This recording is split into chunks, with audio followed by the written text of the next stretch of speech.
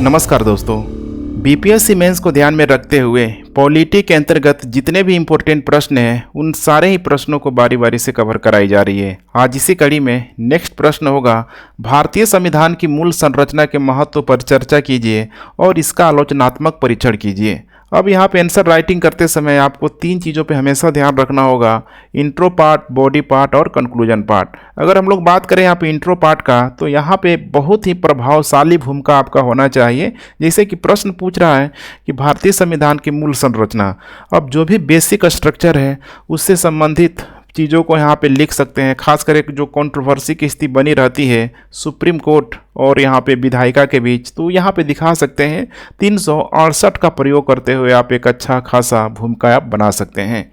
उसके बाद से यहाँ पे बॉडी पार्ट में चूँकि आपको ठीक है कीवर्ड अंडरलाइन करना होगा कि मूल संरचना के महत्व पर चर्चा कीजिए। तो यहाँ पे पूरा का पूरा जो मूल संरचना का जो महत्व आपको बताना है और साथ साथ में ये भी आपको दिखाना होगा कि यह भारत की लोकतंत्र के लिए कितना आवश्यक चीज़ है कि लोकतंत्र की गरिमा को पूर्णतः यहाँ पे बनाए रखा हुआ है। तो उसमें सबसे बड़ा जो कारण है वो है यहाँ पे भारतीय संविधान की मूल संरचना अर्थात बेसिक स्ट्रक्चर। उसके बाद से अब इसी मूल संरचना का आलोचना भी करना है।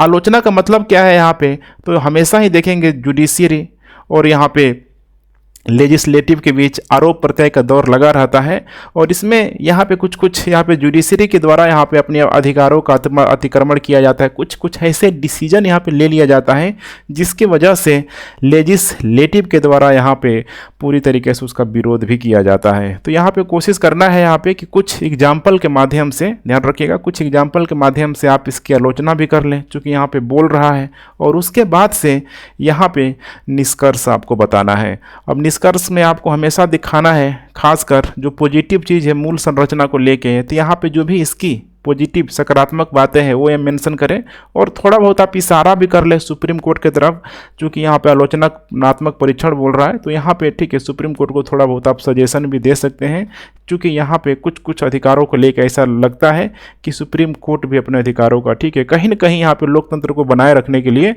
अतिक्रमण करने का भी प्रयास करती है। अब चलिए हम लोग यहाँ पे इसका आंसर राइटिंग करते हैं, लेकिन आंसर राइटिंग करने से पहले जैसे आप लोगों को कंप्लेन होता है कि पॉलिटी में बहुत अच्छे मार्क्स नहीं मिलता है, स्टोरी लिखने से मैं बार बार बोलता हूँ अच्छे मार्क्स पॉलिटी में कभी नहीं मिलेगा।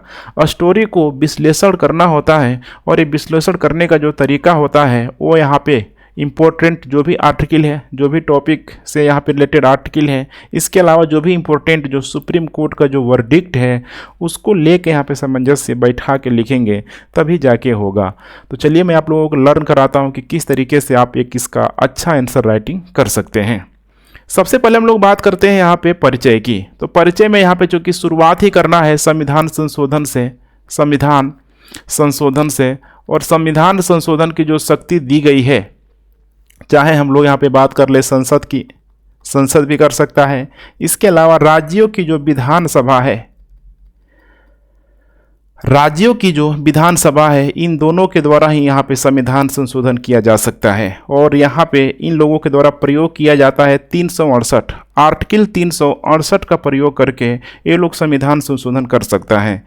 अब यहाँ पे एक समस्या आती है कि क्या इनको जो कॉन्स्टिट्यूशनल अमेंडमेंट की जो भी आप इनके पास जो शक्ति है, जो पावर है, क्या वो अनलिमिटेड है, असीमित है, यहाँ पे अनलिमिटेड है? ठीक है, यही आपको यहाँ पे दिखाना है। क्योंकि शक्ति यहाँ पे असीमित रहेगी तो यहाँ पे कुछ भी कानून को बना के, क्योंकि मेजोरिटी की जब भी गवर्नमेंट आती है तो कुछ भी कानून को बना के यहाँ पे हो सकता है कि व्यक्ति के मूल अधिकारों को ठीक है सीमित कर दिया जाए, उसका हनन किया जाए। तो वैसे में यहाँ पे कुछ इंपॉर्टेंट जो सुप्रीम कोर्ट का जो वर्डिक्ट है उसका सहारा हम लोग लेने की कोशिश करते हैं। जैसे कि नंबर 1 आता है 1951 का शंकरी प्रसाद का मामला। ठीक है, अब यहाँ पे देखेंगे तो 1950 में ही चूँकि भारत का संविधान लागू हुआ था और जस्ट उसके बाद से ही देखेंगे तो 1951 में साल भर के अंदर पहला संशोधन यहाँ पे करना पड़ा। इसमें हुआ क्या था, तो यहाँ पे जमींदारी वगैरह का मामला था, संपत्ति वगैरह का यहाँ पे ध्यान रखिएगा मामला था, और संपत्ति के अधिकारों को यहाँ पे ध्यान रखिएगा, संपत्ति के अधिकारों को यहाँ पे विधायिका के द्वारा सीमित करने का प्रयास किया गया था और संपत्ति के अधिकारों को सीमित किया गया था। और इसमें आर्टिकल 13 को भी यहाँ पे सीमित किया गया था, ध्यान रखिएगा, आर्टिकल 13 को भी सीमित किया गया था। और आर्टिकल 13 का मतलब क्या है कि जो राज्य है अपने नागरिकों के मूल अधिकारों की रक्षा करेगी। तो यहाँ पे संपत्ति के अधिकार को सीमित किया गया और 13 का भी यहाँ पे उल्लंघन किया गया। अब बात जब यहाँ पे सुप्रीम कोर्ट में गया 1951 में, तो सोचिए अभी नया नया भी, ठीक है, मान के चलिए कि संविधान उस समय बना हुआ था, नए नए सब, ठीक है, मतलब न्यायाधीश वगैरह, जज वगैरह सब मौजूद है और सामने इतनी बहुमत की सरकार है जवाहरलाल नेहरू की। तो उस समय यहाँ पे सुप्रीम कोर्ट ने जो यहाँ पे फैसला लिया कि देखो, ठीक है, 368 के तहत भारत की संसद किसी भी, ध्यान रखिएगा, कानून में चाहे वो फंडामेंटल राइट ही क्यों ना हो, इसमें भी संशोधन कर सकती है। और आर्टिकल 13 को उस समय बताया गया था कि महज ये, ठीक है, विधि का अधिकार है, ध्यान रखिएगा, महज विधि का अधिकार है, सिंपल कानून है और इसको जब चाहे जब संसद इसको, ठीक है, जरूरत पड़ने पे सीमित कर सकती है। सोचिए, फंडामेंटल राइट को ही उस समय, ठीक है, अधिकार दे दिया गया था सुप्रीम कोर्ट के द्वारा कि संसद जैसे मन करे इसको, ठीक है, अपने हिसाब से उसको, ठीक है, कम, निरस्त, अधिनियमित सब कर सकती है। लेकिन वही अब यही है प्रगतिशीलता समय के साथ, क्योंकि दौर आ गया है 1967 का और इसमें फिर इसी फैसले को उलट दिया गया, ठीक है, ध्यान रखिएगा, इसी फैसले को उलट दिया गया गोलकनाथ के मामले में। गोलकनाथ में देखेंगे तो सुप्रीम कोर्ट ने साफ साफ बोल दिया कि संसद बिल्कुल ही व्यक्तियों के फंडामेंटल राइट को यहाँ पे सीमित अधिकार यहाँ पे नहीं कर सकता है, उसको सीमित नहीं कर सकता है, संशोधित नहीं कर सकता है, हर हाल में आर्टिकल 13 को फॉलो उसको करना ही होगा। तो यहाँ पे सुप्रीम कोर्ट ने फंडामेंटल राइट में किसी भी प्रकार के परिवर्तन करने से सीधे सीधे यहाँ पे रोक लगा दिया। लेकिन फिर यहाँ पे आता है 1973 का दौर, एक बहुत ही लैंडमार्क डिसीजन सुप्रीम कोर्ट के द्वारा लिया जाएगा केशवानंद भारती के मामले में। अब इसमें केशवानंद भारती मामले में देखेंगे तो गोलकनाथ वाले फैसले को पलट दिया गया, गोलकनाथ वाले मामले को यहाँ पे, ठीक है, पलट दिया गया। इसमें सुप्रीम कोर्ट ने क्या बोला कि देखो, फंडामेंटल राइट में या फिर कोई भी संविधान संशोधन है, कॉन्स्टिट्यूशन जो अमेंडमेंट है यहाँ पे 368 के माध्यम से संसद यहाँ पे कर सकती है, लेकिन उसमें एक कंडीशन है कि ये जो है मूल ढांचे के खिलाफ नहीं होना चाहिए, अदरवाइज संविधान के साथ खिलवाड़ माना जाएगा और फिर उसको निरस्त कर दिया जाएगा। अर्थात अभी जो मूल ढांचा का जो प्रश्न है, इसी को लेके अभी तक मान के चलिए तो सुप्रीम कोर्ट जो है संविधान को सबसे ऊपर, मैंने समझ रहे हैं ना, भारत की संसद से ऊपर अभी तक रखता आया हुआ है और उसी को मैंने एक ढाल बना के, जब भी संसद मनमानी करने की कोशिश करती है तो मूल ढांचे को ढाल बना के सुप्रीम कोर्ट संसद की शक्तियों को सीमित करने का भी प्रयास करती है। तो यहाँ पे केशवानंद भारती, मैंने बोला कि भारत के इतिहास में एक लैंडमार्क जो डिसीजन जिसे माना जाता है, इससे यह साबित हो गया कि भारत की जो संविधान है सबसे ऊपर है और भारत के संविधान का जो रक्षक के तौर पे कौन है, तो सुप्रीम कोर्ट। दोनों को आप ले लीजिए यहाँ पे, और यहाँ पे इसके नीचे ही संसद है, चाहे क्योंकि जैसे ही ये, ठीक है, 368 का प्रयोग करके किसी भी कानून में संशोधन करने का प्रयास करेगी तो सुप्रीम कोर्ट को द्वारा देखा जाएगा कि यह मूल ढांचे के खिलाफ है कि नहीं है। जैसे लगेगा मूल ढांचे के खिलाफ है तो पारित हुए कानून को सुप्रीम कोर्ट यहाँ पे इसे निरस्त कर सकती है और अभी तक यही प्रक्रिया चल रही है। अब आइए हम लोग बात करते हैं मूल संरचना के महत्व के बारे में। अब इसके कुछ इम्पोर्टेंट जो महत्व है, जैसे कि 5 महत्व है, इन 5 महत्वों में आप पूरा दिखा देंगे कि यह लोकतंत्र के लिए कितना जरूरी, कितना मैंडेटरी, अनिवार्य चीज़ के रूप में मौजूद है। तो सबसे पहले हम लोग देखते हैं विधायी शक्तियों को रोकने में यह मदद करती है। अब कैसे विधायी शक्तियों को रोकने में मदद करती है, थोड़ा सा आप लोग समझने का प्रयास करिए। देखिए, लोकतंत्र को बनाए रखने के लिए चेक एंड बैलेंस होना बहुत ज़रूरी है और इसी को तो ध्यान में रखते हुए शक्ति का, ध्यान रखिएगा, पृथक्करण, विकेंद्रीकरण यहाँ पे किया गया है। और उस शक्ति को विकेंद्रीकरण करने के बाद भी देखेंगे यहाँ पे तो कुछ न कुछ यहाँ पे सीमाएं लगाया गया है कि अपने बाउंड्री में रह के यहाँ पे अपना काम करो। जैसे कि इसमें देखेंगे तो यहाँ पे विधायी शक्तियों को यहाँ पे सीमित करने का प्रयास किया गया है, ताकि इनके द्वारा किसी भी प्रकार का कानून का उल्लंघन ना किया जा सके, कानून का उल्लंघन नहीं किया जा सके। पता चले कि कोई भी राज्य की विधानसभा हो गया या कोई भी मेजोरिटी के जो भी गवर्नमेंट है, चाहे उस संसद की हम लोग बात क्यों ना कर लें, भारत के नागरिकों के अधिकारों को छीनने के लिए, या फिर हो सकता है अल्पसंख्यक बहुसंख्यक यहाँ पे मामला आ सकता है, तो यहाँ पे सबको ध्यान में रखते हुए यहाँ पे इनके कानूनों का उल्लंघन ना हो पाए, तो इसीलिए यहाँ पे इनके शक्तियों को सीमित करने का यहाँ पे प्रयास किया गया है। इसके अलावा गिरफ्तारी का भी मामला हो सकता है, गिरफ्तारी का मामला हो सकता है, इसको ना रोका जा सके कोई, ठीक है, उल्टा सीधा कानून को पारित करके। चूँकि इसका सीधा सा कारण है कि संसद के पास, ध्यान रखिएगा, संसद के पास, विधायिका के पास कॉन्स्टिट्यूशनल अमेंडमेंट अर्थात संविधान संशोधन की जो शक्ति है, ध्यान रखिएगा, असीमित नहीं है, सीमित शक्ति है, सीमित शक्ति है।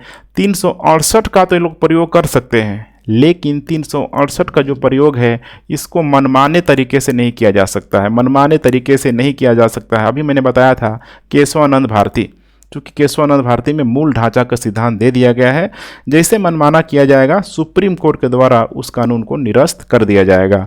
अब इसको एक एग्जाम्पल के माध्यम से हम लोग समझने का कोशिश करते हैं, और ये आगे वाले, ठीक है, अभी हम लोग देखेंगे जब इसकी आलोचना करेंगे तो वहाँ पे भी ये काफ़ी इंपॉर्टेंट हो जाएगा। तो थोड़ा सा, ठीक है, आप लोग कॉन्सनट्रेट रहिए, बहुत ही इंटरेस्टिंग कहानी है, थोड़ा मैं समय लूँगा, इसको पूरा एग्जाम में लिखना नहीं होता है।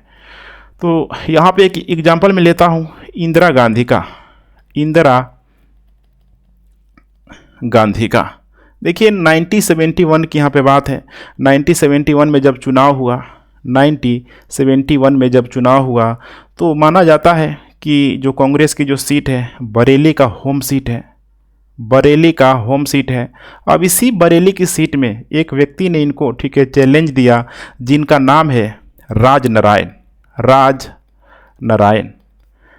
राजनारायण को, ठीक है, बरेली सीट पे इतना कॉन्फिडेंस था कि इनको लगा कि हम तो जीत ही रहे हैं, और चुनाव के रिजल्ट से ठीक पहले, 10 दिन पहले ही इन्होंने पूरा चुनावी जीत की जो रैली होती है वो निकलवा दी कि हम जीत गए। चुनावी जीत की यहाँ पे रैली निकलवा दी उस लोकसभा चुनाव के स्तर पे। सोचिए, ये गलत है, ठीक है, चुनाव से पहले आप अपनी जीत की रैली कैसे निकला सकते हैं।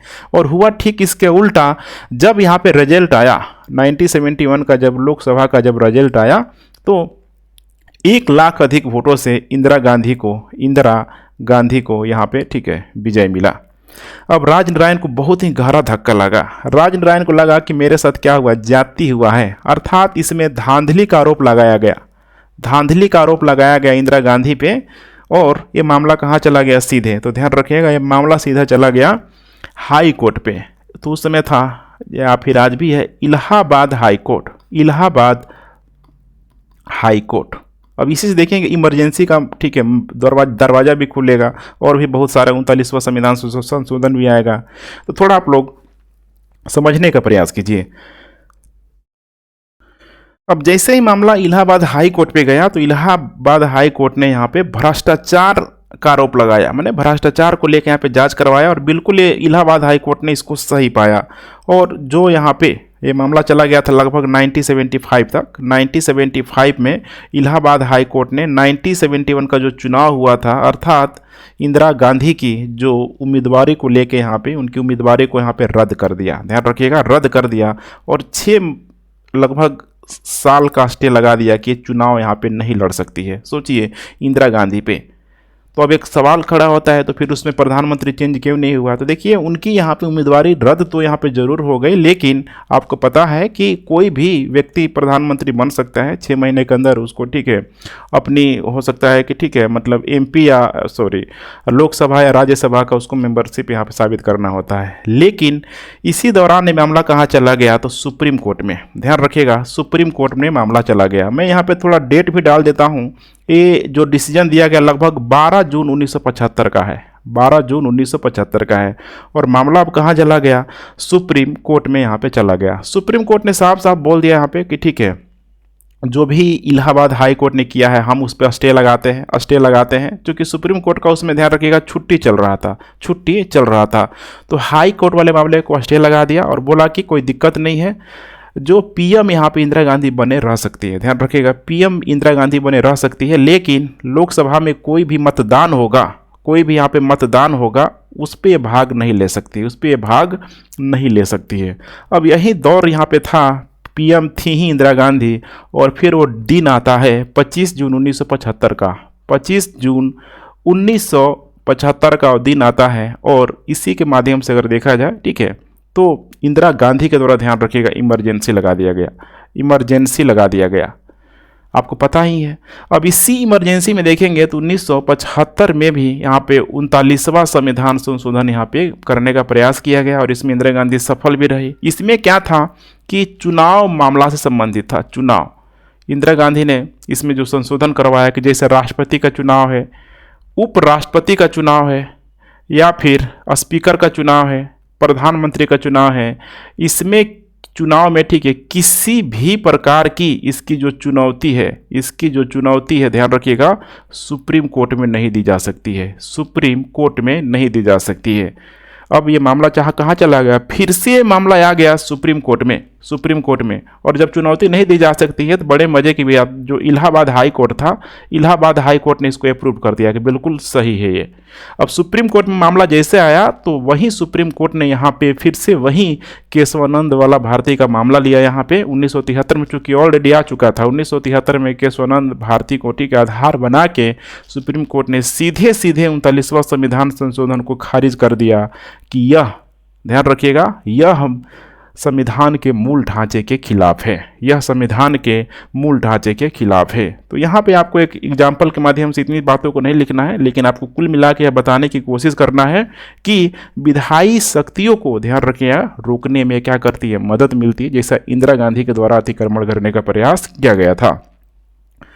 उसके बाद हम लोग नेक्स्ट बात करते हैं संविधान के मूल आदर्शों और सिद्धांतों को बनाए रखना।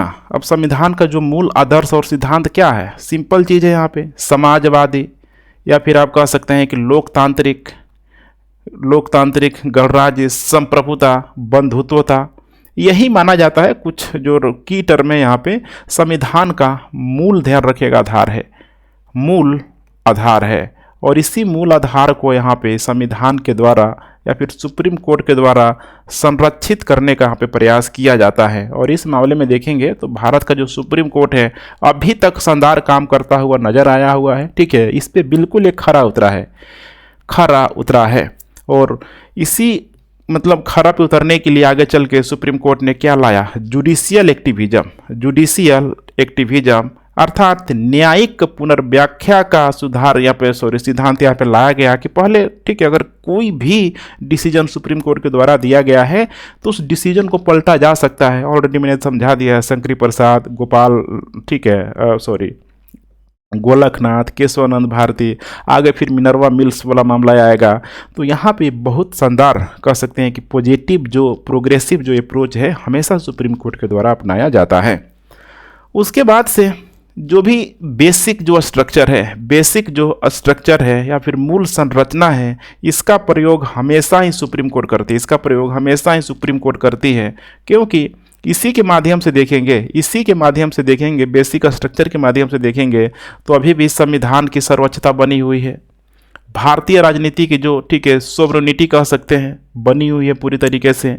या फिर लोकतांत्रिक हो गया, रिपब्लिक, गणराज्य का जो भी स्वरूप है, सेकुलरिज्म का स्वरूप अभी तक बना हुआ है। या फिर पावर ऑफ सेपरेशन की बात कर ले, ठीक है, लेजिस्लेटिव हो गया, एग्जीक्यूटिव हो गया, जुडिशरी हो गया। देखिए कितना शानदार इसमें बैलेंस करने का प्रयास किया जाता है। हालांकि यहाँ पे ध्यान रखिएगा, पावर ऑफ सेपरेशन में भारत का जो संविधान है अमेरिका के संविधान से यहाँ पे आपको एक अलग नज़र आएगा। अमेरिका में जहाँ विधायिका, कार्यपालिका, न्यायपालिका बिल्कुल सेपरेट है, वहीं भारत में लेजिस्लेटिव, ध्यान रखिएगा, लेजिस्लेटिव का अगर बड़ा गोला है यहाँ पे तो इसी लेजिस्लेटिव के अंदर छोटा गोला भी आता है, अर्थात एग्जीक्यूटिव भी आता है, अर्थात विधायिका के अंदर ही आपको कार्यपालिका कार्य करते हुए नजर आएगा। लेकिन इसी के इक्वल यहाँ पे आपको नजर आएगा जुडिशरी, भारत की न्यायपालिका जो बिल्कुल समान महत्व रखती है। तो ऐसे कुछ यहाँ पे कारण दिखा सकते हैं कि बेसिक स्ट्रक्चर के माध्यम से ही ये सारा चीज़ अभी तक बना हुआ है, जो लोकतंत्र के लिए बहुत ही ज़रूरत है। तीसरा है यहाँ पे नागरिकों के मूल अधिकारों की रक्षा। अब यही तो इम्पोर्टेंट था। देखिए 1951 में कैसे 13 को, ध्यान रखिएगा, आर्टिकल 13 को क्या माना गया कि विधि, मैंने समझ रहे हैं ना, सिंपल विधि कानून है, जब चाहे इसको संविधान मैंने संसद इसको सीमित कर सकता है, लेकिन आगे चल के इसको क्या किया गया, हटा दिया गया। तो हमेशा ध्यान रखना है यहाँ पे आर्टिकल 12 से लेके 35 तक, आर्टिकल 12 से लेके 35 तक यहाँ पे सरकार के द्वारा हमेशा ही इसको सीमित करने की कोशिश की जाती है, हमेशा ही सरकार के द्वारा इसको सीमित करने की कोशिश की जाती है, क्योंकि इतना ये माने कह सकते हैं ना, पूरा पूरा जो विस्तृत जो अधिकार है कि हर सरकार के पेट में दर्द होता है। अब सोचिए, स्वतंत्रता का अधिकार, स्वतंत्रता का अधिकार, और भाई राइट टू एक्सप्रेशन है, यहाँ पे अभिव्यक्ति की स्वतंत्रता है, प्रेस की स्वतंत्रता है, बोलने चालने की स्वतंत्रता है। अब इसी के तहत तो अर्णव गोस्वामी वाला आपको मामला याद होगा, अर्णव गोस्वामी वर्सेस, ठीक है, भारत संघ, यूनियन स्टेट ऑफ, ठीक है, इंडिया, भारत संघ वाला मामले में अर्णव गोस्वामी ने क्या किया यहाँ पे, सोचिए, महाराष्ट्र पुलिस जब उसको उठा के ले गई तो अर्णव गोस्वामी ने सहारा लिया कि हमारा 19(1)(a) का उल्लंघन हो रहा है, 19(1)(a) का उल्लंघन हो रहा है, और इसने ठीक आर्टिकल 32 का प्रयोग करते हुए सुप्रीम कोर्ट का इसने सीधे दरदबाज खटखटाया। उसी तरीके से हम लोग बात कर लें यहाँ पे गोपनीयता को लेके, गोपनीयता को लेके, निजता को लेके, तो देखिए इस पे बहुत लंबा चौड़ा बहस है। अगर मैं शुरुआत करूं तो लगभग 1954 के आसपास आपको देखने के लिए मिलेगा 8 जजों की बेंच बैठी हुई थी और गोपनीयता और निजता को पूरी तरीके से मतलब डिक्लाइन कर दिया गया था कि यह मानव अधिकार में शामिल नहीं होगा। फिर उसके बाद से 1962 में भी लगभग 6 जजों की मतलब बेंच यहाँ पे बैठी हुई थी, यहाँ पे भी कोई ठोस निष्कर्ष निकल के नहीं आया। निजता को मौलिक अधिकार दिया ही नहीं जा रहा था, लेकिन 2017 में देखिए समय कैसे बदल रहा है। 1954 में नहीं दिया गया, 1962 में नहीं दिया गया, लेकिन 2017 में अब इस डिजिटल एरा के युग में एक बहुत बड़ा परिवर्तन देखने के लिए मिला हमें। के.एस. पुट्टास्वामी, इनका एकदम नाम याद रखिएगा, के.एस. पुट्टास्वामी वर्सेस भारत संघ के मामले में, भारत संघ के मामले में जब मामला गया सुप्रीम कोर्ट में, जब मामला गया सुप्रीम कोर्ट में, तो सुप्रीम कोर्ट ने यहाँ पे निजता का अधिकार दिया, निजता का अधिकार फंडामेंटल राइट में डाल दिया आर्टिकल 21 में, आर्टिकल 21 में। तो देखिए कितना एक प्रोग्रेसिव जो अगर स्टेप लिया जा रहा है, तो नागरिकों के मूल अधिकारों की रक्षा कौन कर रहा है, सुप्रीम कोर्ट ही यहाँ पे कर रहा है। ध्यान रखिएगा, समय के साथ सामंजस्य बैठा के। इसके अलावा रोजगार हो गया, या फिर अवसर की बात कर ले, रोजगार या फिर अवसर की बात कर ले, हर तरह से देखेंगे यहाँ पे तो नागरिकों को मूल अधिकारों की रक्षा करते हुए, ठीक है, कहीं न कहीं मूल ढांचा ही यहाँ पे काम आता है। उसके बाद नेक्स्ट है यहाँ पे राज्य को अधिनायकवादी राज्य में बदलने से रोकना। सोचिए अब हिटलर वाला माहौल बन जाए, मैं ही राज्य। इसमें मुझे 2 व्यक्तियों का नाम आ रहा है। एक तो आपने फ्रांस की अगर कहानी पढ़ी होगी, फ्रांस की हिस्ट्री, तो उसमें लुई फोर्टी का नाम आता है। लुई फोर्टी बोलता है मैं ही राज्य हूँ। सोचिए, और उस समय इंदिरा गांधी का भी दौर चल रहा था। इंदिरा गांधी, समझ रहे हैं, इंदिरा, ठीक है, बहुत सारे उस समय जो भी बड़े बड़े नेता लोग बोलते थे। देखो इंदिरा इंडिया में कहाँ अंतर है, आर को हटा दोगे तो क्या हो जाएगा, इंडिया हो जाएगा, अर्थात इंदिरा ही क्या है, इंडिया है यहाँ पे।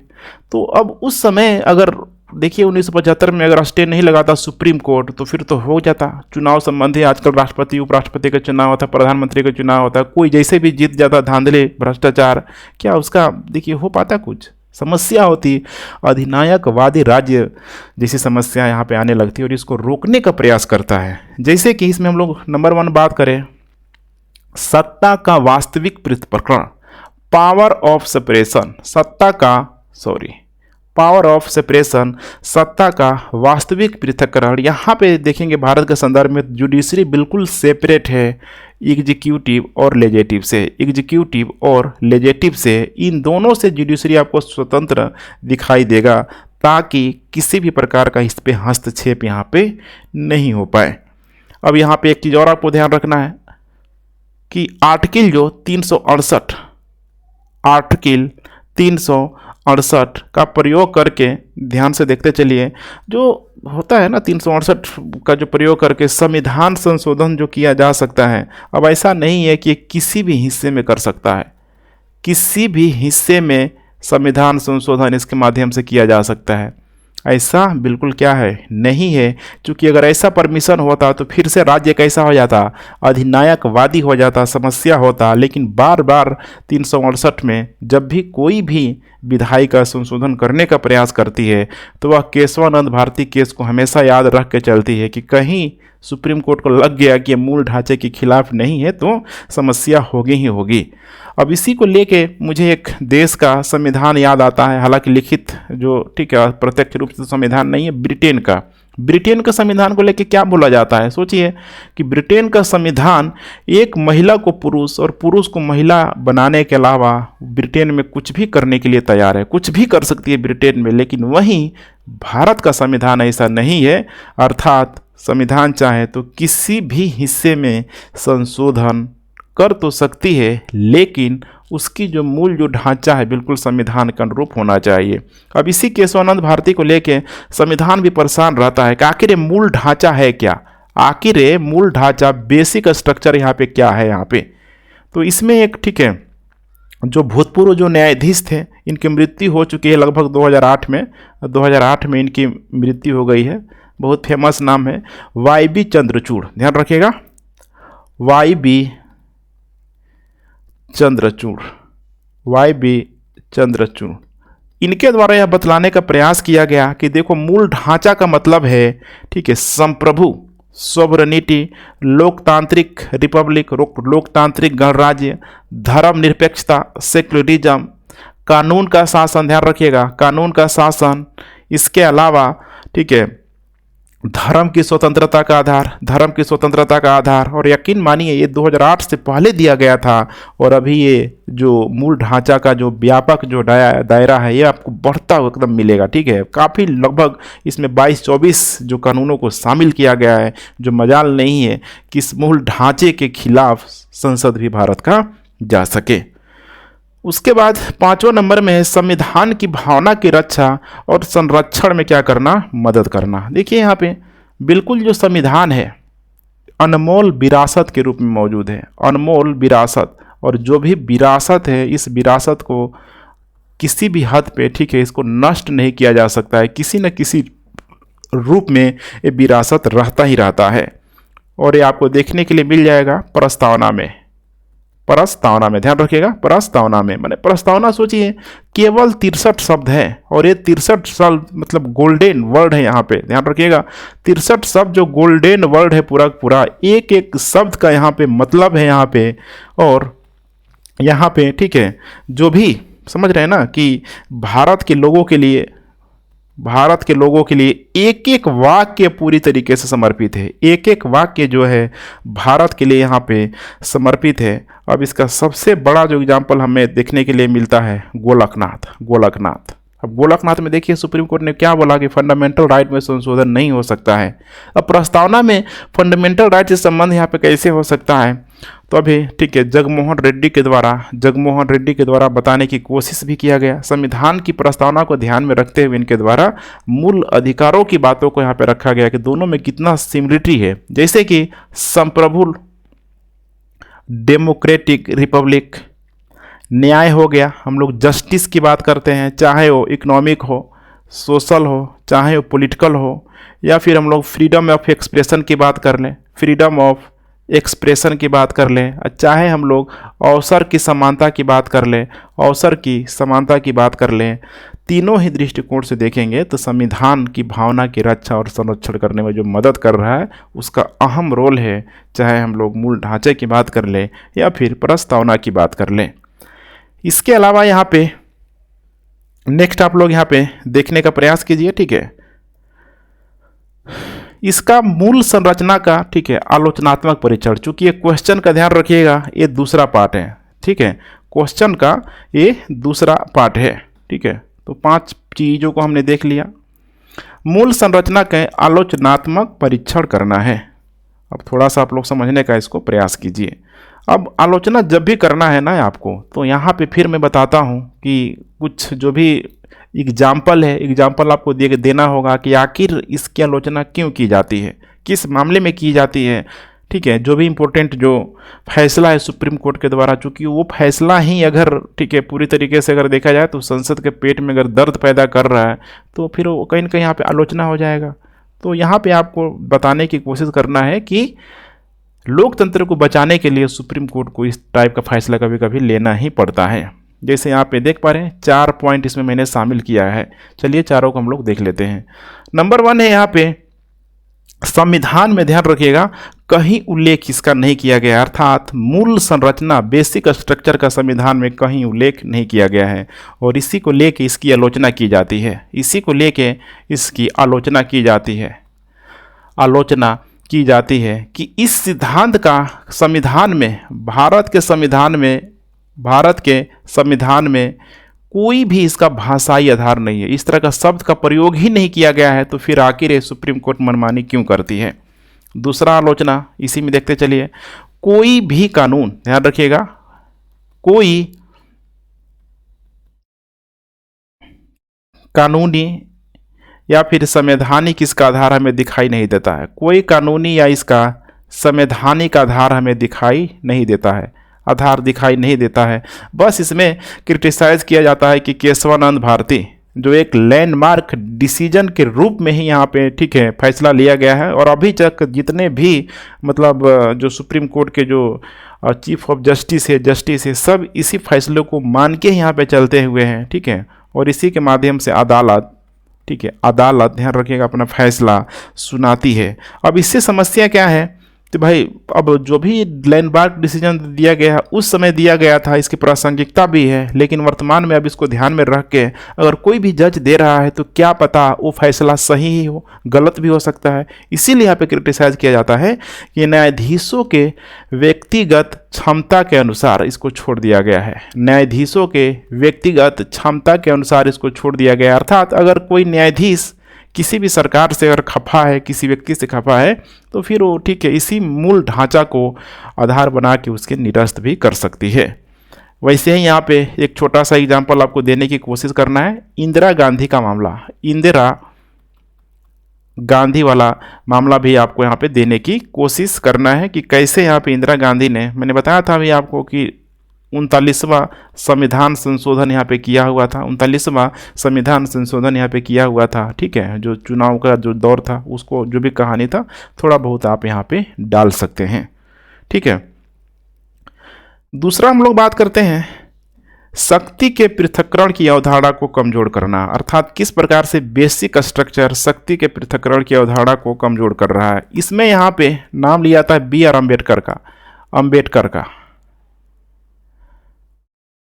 अम्बेडकर का। ठीक है, माना जाता है कि देखिए अम्बेडकर के सुझाव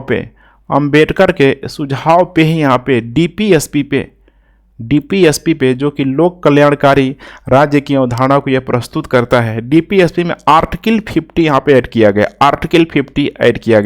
आर्टिकल 50 क्या है यहाँ पे, तो न्यायपालिका को कार्यपालिका से अलग करना, ध्यान रखिएगा, एग्जीक्यूटिव को जुडिशरी से पूरी तरीके से क्या करना, सेपरेट करना, ताकि राज्य की न्यायिक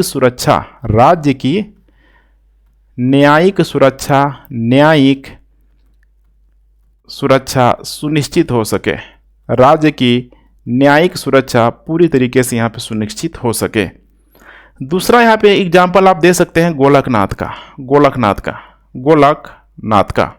ठीक है, गोलकनाथ में तो जैसे आपको पता है कि फंडामेंटल राइट में संशोधन तो यहाँ पे नहीं किया जा सकता है, लेकिन गोलकनाथ फैसले में एक और चीज़ और यहाँ पे मतलब ठीक है अंतर्निहित है, जैसे कि जुडिशरी हो गया, एग्जीक्यूटिव हो गया, लेजिस्लेटिव हो गया। इसमें यह बताने की कोशिश की गई है कि कोई भी अपने अधिकार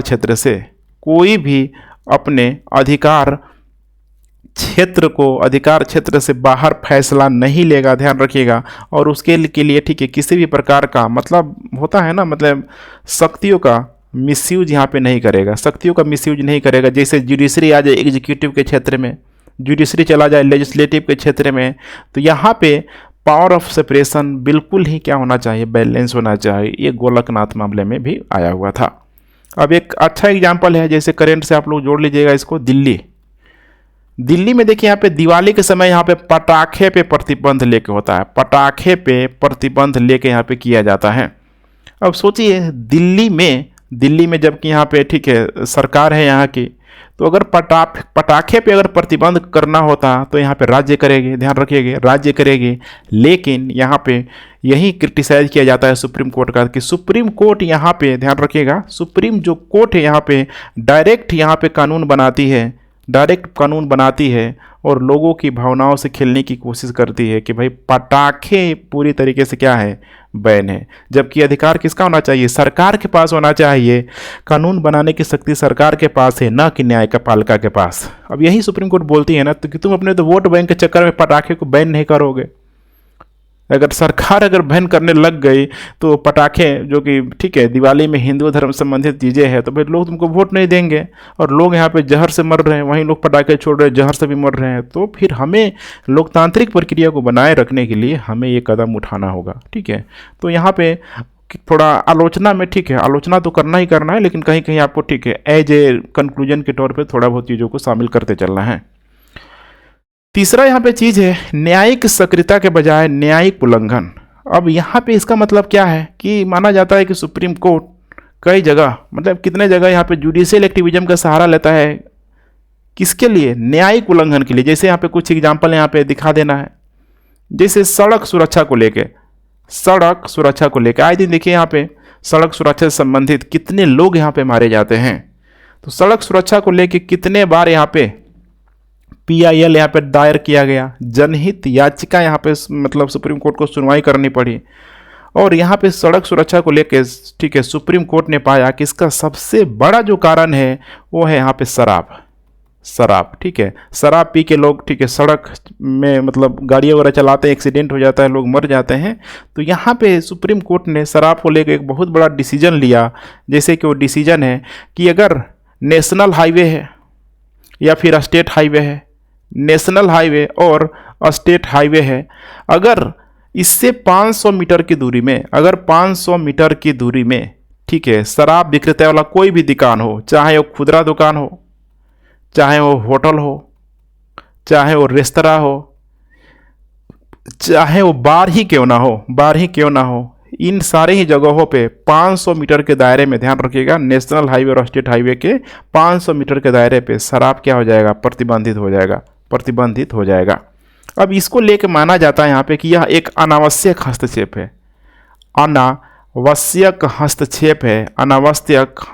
है, क्योंकि यह कैसा मामला है, एडमिनिस्ट्रेटिव, प्रशासनिक मामला है। और इस मामले में जो राज्य सरकारें हैं वो यहाँ पे डिसाइड करेगी, लेकिन राज्य सरकारें कोई एक्शन यहाँ पे लेती ही नहीं है।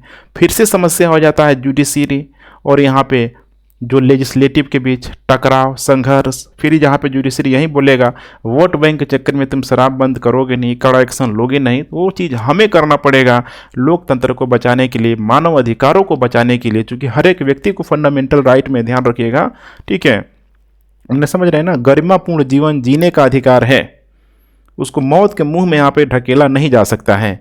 वैसे ही एग्जाम्पल दिया जाता है यहाँ पे आर्टिकल 50 को, जैसे धर्म से संबंधित चीज़ों को, इसमें भी सुप्रीम कोर्ट हस्तक्षेप करती है। जैसे आर्टिकल 15 में है यहाँ पे कि कोई व्यक्ति अपने धर्म को मानता है तो अपने धर्म को कैसे मानता है, किस तरीके से वे रेगुलेट करता है, इसका अधिकार उसके पास है। लेकिन सुप्रीम कोर्ट अभी हाल ही में पता होगा सबरीमाला में महिलाओं के फेवर में यहाँ पे जो भी यहाँ पे ठीक है डिसीजन जो दिया, कहीं न कहीं ये बोला जाता है कि न्यायिक उल्लंघन है, यह न्यायिक सक्रियता नहीं है बल्कि क्या है, ये न्यायिक उल्लंघन है। तो इससे थोड़ा बहुत आपको क्रिटिसाइज भी यहाँ पे करने का प्रयास करना है। चौथे नंबर पे है स्वयं के निर्णय में कोई निरंतरता नहीं। अब ये सारी चीज़ें मैं समझा चुका हूँ, जैसे कि 1951 का शंकरी प्रसाद, 1967 का गोलकनाथ और 1973 का हो जाएगा केशवानंद भारती, ठीक है। फिर 1980 का भी अब जिक्र कर सकते हैं, मिनर्वा मिल्स का इसमें क्या कहा गया था कि भाई फंडामेंटल राइट में भी संशोधन हो सकता है, संविधान के किसी भाग में संशोधन यहाँ पे कर सकता है, ध्यान रखिएगा, ठीक है। 368 का प्रयोग करके यहाँ पे बोला गया कि फंडामेंटल राइट में संशोधन नहीं हो सकता है। यहाँ पे क्या बोला कि फंडामेंटल राइट में संशोधन हो सकता है, फंडामेंटल राइट में संशोधन हो सकता है, लेकिन इसको जुडिशियली, ध्यान रखिएगा, इसको मूल ढांचे के खिलाफ नहीं माना जाना चाहिए, मूल ढांचे के खिलाफ नहीं माना चाहिए। और 1980 में तो एकदम क्लियर ही कर दिया कि देखो हम यहाँ पे जुडिशियल एक्टिविज्म का सहारा लेंगे, जुडिशियल एक्टिविज्म का, न्यायिक सक्रियता का, भारत के लोकतंत्र को बचाने के लिए अगर किसी भी कोर्ट के द्वारा या फिर हमारे ही द्वारा अगर मैंने, ठीक है, भूतकाल में कहीं कुछ गलत फैसला लिया गया हो तो हम उसका जुडिशियल एक्टिविज्म कर सकते हैं। और इसमें यह भी बता दिया गया कि जो शेड्यूल 9 में, शेड्यूल जो 9 में 9वीं अनुसूची में बहुत सारा लिखेंगे 284 के आसपास कानून है, उसमें अगर ये भी अगर मानव अधिकारों का हनन करता है तो इसकी भी यहाँ पे, ठीक है, जुडिशियल रिव्यू होगी जुडिशियल एक्टिविज्म के तहत। तो आशा करते हैं इन सारी चीज़ों को आप लोग समझ गए होंगे। अब इन्हीं 3-4 चीज़ों को लेकर यहाँ पे क्रिटिसाइज आप कर सकते हैं कि सुप्रीम कोर्ट के निर्णय में कोई निरंतरता नहीं है, अर्थात सुप्रीम कोर्ट के पास अस्थायी समाधान नहीं है, अस्थायी समाधान नहीं। अगर आप लोग समझ रहे होंगे तो क्या आपको लग रहा है कि अस्थायी समाधान होना जरूरी है? बिल्कुल यहाँ पे सही नहीं है, क्योंकि समय गतिशील है, अभी नित नए खोज आ रहे हैं डेटा प्राइवेसी को लेकर, आर्टिफिशियल इंटेलिजेंस को लेके। तो क्या उसकी जो बातों को फंडामेंटल राइट में उस समय क्या उसको जोड़ा जा सकता था? अभी आने वाले दिनों में और टेक्नोलॉजी के युग में नया खोज हो रहा है, नई चीज़ें आ रही है, तो इस तरह का चीज़ें यहाँ पे होना ही चाहिए। और बिल्कुल इसमें हमारा जो सुप्रीम कोर्ट है किसी भी प्रकार का समझौता करने के लिए तैयार नहीं है। अब यहाँ पे फाइनली आपको निष्कर्ष के माध्यम से यह बता देना है कि देखिए जो मूलभूत जो संरचना है, जो बेसिक जो स्ट्रक्चर है भारतीय न्यायपालिका में, इंडियन जुडिशरी सिस्टम में यहाँ पे देखा जाए तो सबसे बड़ा यह योगदान है, ध्यान रखिएगा, सबसे बड़ा योगदान है, क्योंकि संविधान को कहाँ रखता है? टॉप पे। संविधान को ये सर्वोच्च रखता है, सर्वोच्च रखता है। सोचिए अगर यहाँ पे लोकसभा का चुनाव हो, किसी की सरकार ही नहीं बने, अस्थाई किसी को, ठीक है, मतलब बहुमत आ जाए, अस्थाई बहुमत आ जाए, सरकार ही नहीं बने, तो यहाँ पे फिर कौन आएगा? संविधान ही आएगा, इसको रेगुलेट करने का प्रयास करेगा कि अब आगे भारत की दशा और दिशा क्या होना चाहिए। तो क्या ये होना जरूरी नहीं है? यही बेसिक स्ट्रक्चर संविधान को ठोस आधार भी प्रदान करता है, संविधान को ठोस आधार भी प्रदान करता है। चूंकि समय क्या है, मैंने बताया, हमेशा इन सारी चीज़ों का प्रयोग करना है। समय की गतिशीलता को ध्यान में रखते हुए किसी भी कानून को सुप्रीम कोर्ट के पास ये अधिकार होना चाहिए कि वो सुप्रीम कोर्ट क्या कर सके? सीमित कर सके, ज़रूरत पड़ने पे, ध्यान रखिएगा, संशोधन कर सके, या फिर ये इसको आप, ठीक है, ठीक है, लेजिस्लेटिव से भी जोड़ सकते हैं कि लेजिस्लेटिव ज़रूरत पड़ने पे इन सारी चीज़ों को कर सके। तो इसीलिए फिक्स नहीं होना चाहिए, फेविक्विक नहीं एक जगह फिक्स कर दें, समस्या आने लगेगी, व्यक्ति के अधिकारों से कंप्रोमाइज होने लगेगा और फिर शक्ति चली जाएगी विधायिका के हाथ में, जिसकी वजह से लोकतंत्र खतरे में पड़ सकता है। हालांकि आपको लास्ट में थोड़ा बता देना है, हालांकि सुप्रीम कोर्ट को निर्णय लेते समय बहुत ही सावधानीपूर्वक उसका विश्लेषण करना चाहिए। कभी कभी सुप्रीम कोर्ट, ठीक है, अपनी सीमा को यहाँ पे पार करते हुए नज़र आता है, तो अपनी सीमा को पार करने से यहाँ पे बचें। और कानून बनाने की जो भी प्रक्रिया है, ध्यान रखिएगा, कानून बनाने की जो भी प्रक्रिया है, अगर संसद अच्छा कानून बना रही है तो उसको पारित भी करने दे, ठीक है, कोई परसेप्शन लेके नहीं चले, या फिर पर्सनल जो होता है ना, पर्सनल चीज़ें भी कभी कभी हावी हो जाती हैं यहाँ पे, तो वैसे चीज़ों से यहाँ पे बचने का प्रयास करें। हालांकि सुप्रीम कोर्ट अभी तक, ठीक है, देखेंगे तो बहुत ही ऐसे कम जो निर्णय है जिसको लेके आम जो जनता है सुप्रीम कोर्ट को क्रिटिसाइज यहाँ पे करेगी। अधिकतर मामले में सुप्रीम कोर्ट अभी भी क्या है? सकारात्मक है भारत के नागरिकों के लिए, भारत के संविधान को लेके, भारत के व्यक्तियों के अधिकारों के लिए। अब यही सारी बातें इतना लिख के अपना आंसर कंप्लीट कीजिए। तो ठीक है फ्रेंड्स, अपना फीडबैक आप लोग देते रहे, कमेंट करते रहे, ठीक है, एंड थैंक्स फॉर वॉचिंग। जय हिंद।